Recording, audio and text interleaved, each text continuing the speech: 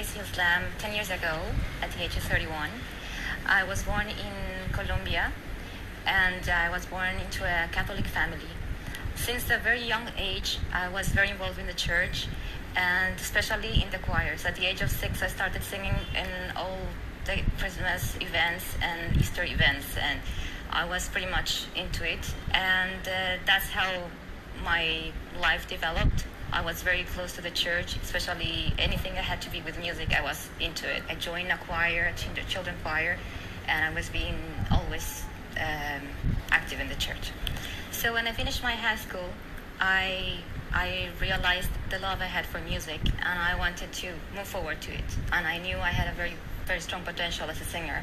I had been done a lot of solo singing in classical repertoire. I was very much involved in a lot of Colombian level musical performances. So I joined the musical program to develop myself as an opera singer. And I finished my career as an opera singer in Colombia. Then I moved to Austria. I was accepted to enter in the Vienna Conservatory. And then I was exposed for the first time to what the real life of music was. I was very, very dedicated in my music, but I was always feeling an emptiness in me. Of course, I moved alone. I went by myself, and I was living with friends. But always my family was not there, so I would always feel like I had the voice of my family and telling me, keep connected to your faith. So I remember every day going through the conservatory, I will stop and I will go and enter into the church. And I remember my impression going inside and seeing all these statues and seeing people mainly with white hair. You would never rarely see young people there. Although the places were amazing, it was really like a piece of art, but there was no soul inside of them. But I just wanted to keep connected to my family and to what I was as a child, connected to the church. So I will keep on going. And I remember going inside the church and feeling like, okay, this Mary looks beautiful today. Let's put a candle here and make a prayer here. And the next day I will go and to another church, and maybe it was a church with the name of a saint. So I will go and pray to the saint. And it was just, starting to feel like it's really confusing. When you are out of the environment where you're grown, you start to make your questions and start to think outside of the box. And as much as I wanted to keep connected to God, because that's how I was raised, I was feeling there were many things that were not clear to me, and there were many questions that were opening up, and I wanted to understand.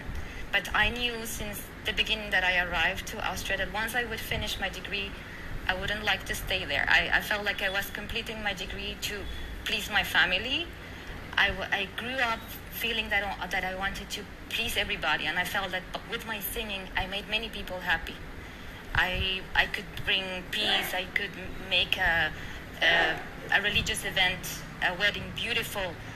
Sometimes after the wedding, people wouldn't say how nice the priest spoke, but how beautiful the music was. It was like music was the center of the faith. Like people were going to the church looking to being satisfied with the music.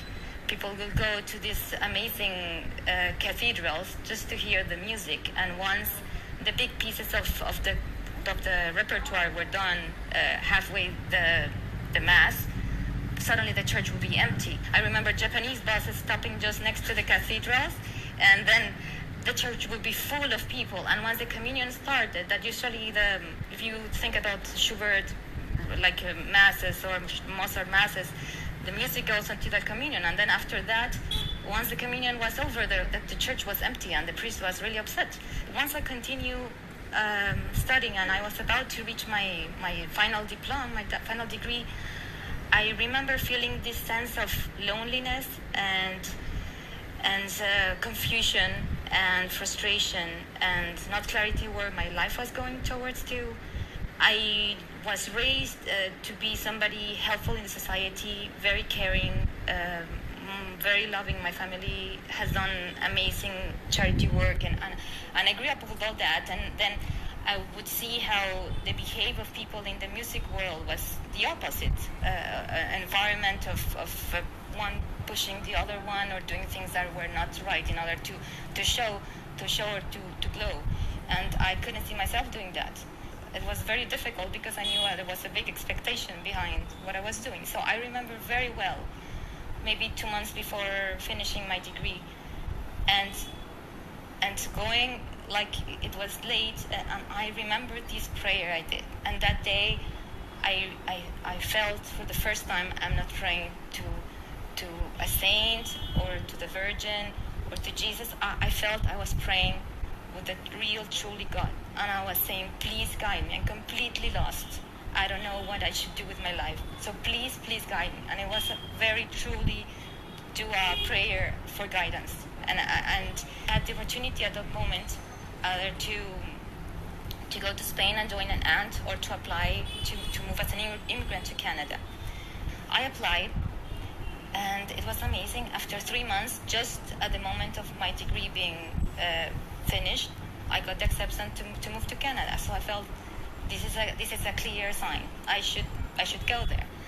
Canada is an amazing place because it's very multicultural. I had the opportunity to see people from many places that I never had the opportunity before in my country or in Australia, just studying. And I got in touch with Muslims, and at an event, a multicultural event. And there they start asking me about my faith. I felt I have to be strong, and I know I have my doubts, but this is who I am. So I was, try to repeat what I was raised up having to say. But then, of course, as a diplomatic way, if somebody had asked me about my religion, I had to ask back. So it was the first time I was encountering Muslims, and so I was asking, okay, so what do you believe in? I didn't know anything about Islam, and I was amazed to know that in Islam, Maryam, the Virgin Mary in Catholicism, was a very important woman, one of the 4th most important women in Islam, and that Jesus, Isa, was a very important prophet, and that they had the same prophets that I grew up knowing in the Christianity. So I didn't know that. So I was really mesmerized. I felt like, we are so close. I didn't know. I just heard always from the news, these people are doing things that are wrong. So I started to want to know more about Islam. I remember going to the priest in the university and asking him, what do you think about these questions I have? And I felt there was no answer. And then if I would go to Islam, I would see like it's so clear and pure, and everything is there. It's so close, but it completely started to answer all my questions. So Ramadan was coming soon. Very blessed to be invited to a mosque for an iftar, and it was going to be Tarawih after. And since the communities are small, people will come for iftar, and then they will stay until the prayer of Tarawih. So I remember going for the iftar, and I remember how these ladies that had been fasting for a whole day would give me food first, and I was like, where's our people? We're not just jumping, they were doing a prayer before eating. And then I saw for the first time the prayer of Islam, and it was the most beautiful thing I had encountered until the moment, to see how people were all standing in lines and doing the same movements at the same time, and then to hear the Quran for the first time for me was like a kinesthetic experience. I remember feeling like I was embraced, and it was something really out of this world. I felt I need to listen more of this, and I need to know more about this religion, because I really love how it looks and how it feels. It was for me that really the spirituality was there, and I wanted more of it. And then I had the opportunity to compare both, and for me it was clear that what really the connection with the only God was in this Islam. So once I came back from Colombia, I had to do my shahada. It was for me very clear. It took more or less like a year, or like less than a year. But then it was just the beginning. You need to learn so many steps, and you need to give yourself time And of course, I didn't tell my family right away. Um, I started chatting with them, especially with my brother who was present in Canada, then my parents over the phone. I would just throw questions, and then of course they start saying that there was something happening with me because I was making questions that I didn't do. And see, Jesus, did you know that Jesus is so important in Islam, but he's a prophet? Did you know that God doesn't have to die to forgive us? It's everybody's responsibility to perform in this life to gain heaven. It's not granted that because somebody does something for you that means that you're going to go to heaven. Like, it's really up to each one. So they started to see that I was questioning myself, and in my path I was questioning them. So, but it took me a year to tell them about my conversion. And once I told them, which for them was almost like, at that point, my brother already knew because he would see me that I was, going to the Islamic centers and meeting with people. And so he saw obviously my change. And then I told them, they kind of accepted, but I felt I need to do something, even for the people in my environment, to see that I'm truly meaning my conversion, my new faith. I have to put the hijab on. I remember telling a friend, next Ramadan, I will start wearing hijab. And then she told me, why do you have to wait until Ramadan? And I remember coming back home and, yes, why do I have to wait? And I started reflecting on it, and I said, very good to show that Islam was good. So it was like a protection of myself if I were to do something that it was not, not accepted. I would remind myself, I have the hijab, I need to be good. So alhamdulillah, they accepted me, they respected me. Mainly with my mom and my father, I had a lot of opportunities to talk about it in detail. With my brothers and sisters, there's more like an acceptance. At the beginning of my conversion, I felt like I had to talk with everybody. I need to tell everybody has to be Muslims. And then I realized everybody needs a time, and it's only Allah who guides. And through my behavior, I do more than through speaking out. So every time I see them, they can feel it, and my du'as, they are always there, and I pray that Allah will guide them. Islam has been for me the greatest gift I ever had. Like, now I'm married, I have a daughter, and I keep on telling my husband and my daughter, I love you a lot, but for me, the first thing and the best thing that ever happened is Islam.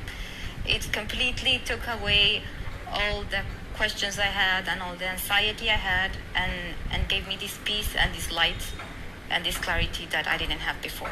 I guess for me, the main concern was that I felt I have to give up my music because I felt I couldn't deal with music and Quran at the same time. So there was a big transition there, but I ended up giving up music, and I completely never missed it after that.